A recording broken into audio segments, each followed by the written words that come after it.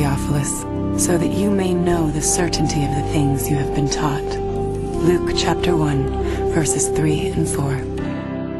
You have to understand that people in the first century valued eyewitness testimony. And this is why, from the 2nd century on, it was important to the early church fathers that the people who were alleged to have written the Gospels actually wrote them, and that they were eyewitnesses of the things they wrote. We have actually very early attestation of the authorship of the Gospels. The early church father Papias, for example, as recorded by the church historian Eusebius, identifies Mark's Gospel as essentially the eyewitness account of Peter.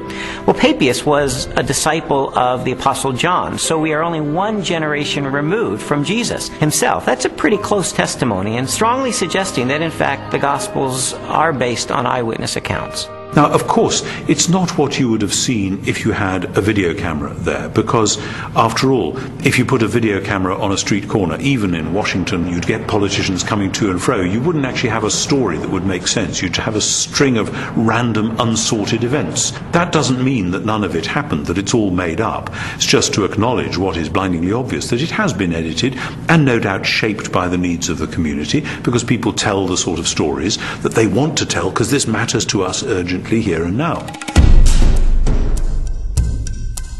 Most historians date Jesus' birth between the years 7 and 4 BC, and his death no later than AD 33.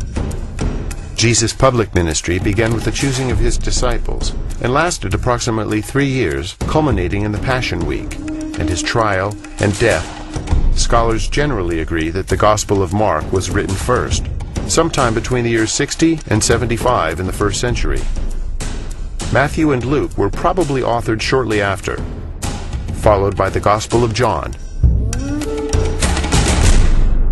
The New Testament Gospels are by far our earliest and most reliable records of Jesus of Nazareth. All of the New Testament Gospels were written in the 1st century. Not only are they remarkably close to the events themselves, but in fact eyewitnesses are still around. If they were passing on untruths, if they were not passing on reliable history, then we would expect eyewitnesses to say, wait a minute, this isn't what happened. But eyewitnesses are around. Eyewitnesses could confirm what they said. All of the gospel writers either were eyewitnesses or interviewed eyewitnesses to gain the information that they gained about Jesus Christ.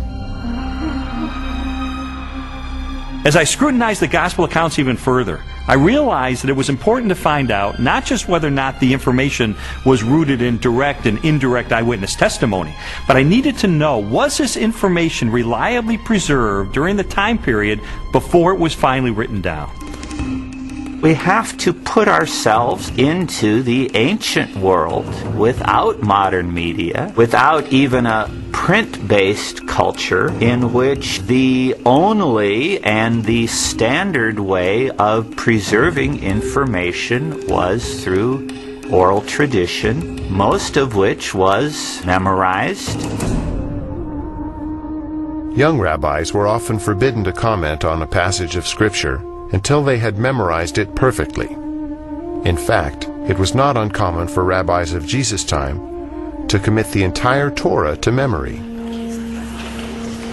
I've sometimes heard people say, look, I've been in a situation where I whisper something to someone, they whisper it to someone else, and it goes through 10 or 11 people, and by the time the last person tells what was said, it's totally different from what I told the first person.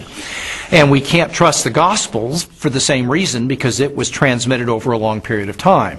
That illustration is really a bad analogy, and you have to understand that the 1st century apostles who passed on information about Jesus were deeply concerned to get this information correct, because they saw it as sacred holy tradition. It wasn't about what Joe was eating for dinner last Wednesday night.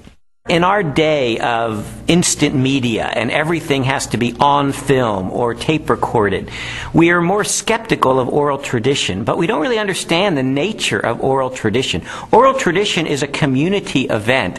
A story is passed down by individuals within that community. Well, if they get it wrong, you've got an entire community that's going to correct them. So it is self-correcting all the way. These stories were passed on reliably because they were passed on by the community of disciples. In fact, we now have scholarly studies that have been done of oral cultures, and we know that through several generations, oral tradition can be preserved and passed on without changing a thing.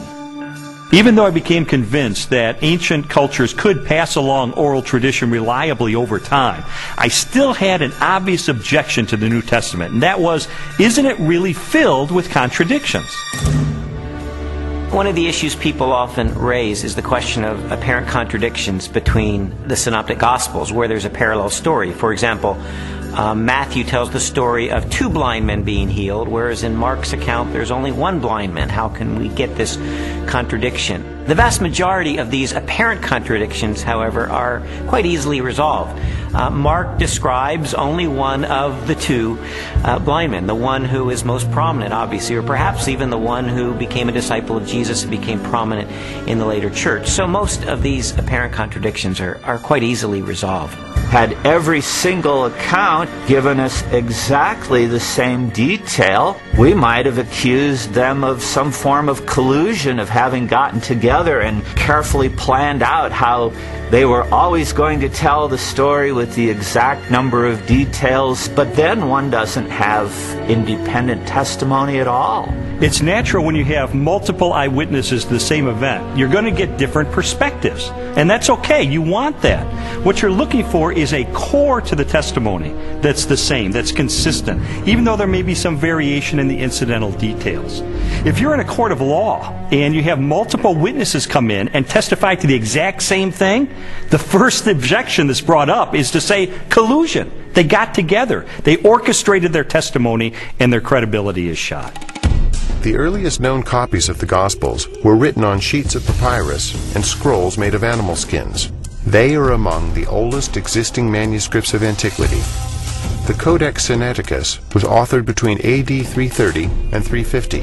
It contains almost all of the New Testament and a significant portion of the Old, while the Codex Vaticanus from the same era is a nearly complete Greek copy of the entire Bible.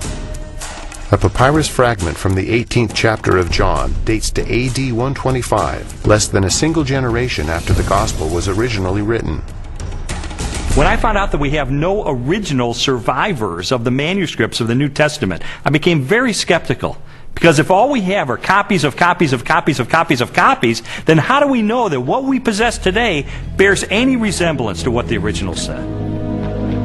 We have better manuscript attestation for the New Testament than any other ancient document. For example, the Bible of the Greeks, Homer's Iliad, is preserved in maybe 600 manuscripts, the oldest of them 1,000 years after the document was actually written. The New Testament, we have something like 5,000 Greek manuscripts. So everyone agrees, whether liberal or conservative, that we have an incredibly reliable New Testament. We have thousands of manuscripts of the New Testament. We also have virtually the entire New Testament preserved in the quotations of the Church Fathers in the first 4 centuries, so that if we had no copies of the New Testament, we could reconstruct the New Testament from quotations from the early Church Fathers. Following the pattern of my investigation, my next step was to determine whether or not there was any evidence outside the New Testament that corroborates what the New Testament tells us. Jesus, of course, wasn't the emperor of the Roman Empire. He wasn't some autocrat that had conquered half of the world, but he did leave an impact in his own environment and created a movement that grew from there. And there is a remarkable amount of documents and corroboration. Josephus refers to him. The Roman historian Tacitus refers to him. Suetonius, the political writer, refers to him. Critics refer to him. And so it's like a stone thrown into a pond. The ripples go out and everywhere are felt. It's a very impressive record taken as a whole. In AD 93, the Jewish historian Josephus published his work, Antiquities of the Jews. Scholars generally agree that the following text accurately records Josephus' record of Jesus. Now there was about this time Jesus, a wise man, for he was a doer of wonderful works, a teacher of such men as received the truth with pleasure. He drew over to him both many of the Jews and many of the Gentiles. When Pilate, at the suggestion of the principal men amongst us, had condemned him to the cross, those that loved him first did not forsake him. And the tribe of Christians, so named for him, are not extinct to this day. In a court of law, the rebuttal case is an opportunity for the other side to present their evidence. Well, in recent years, there's been a proliferation of books and articles about the so-called Gnostic Gospels. And I wanted to figure out, does this represent the mainstream of academic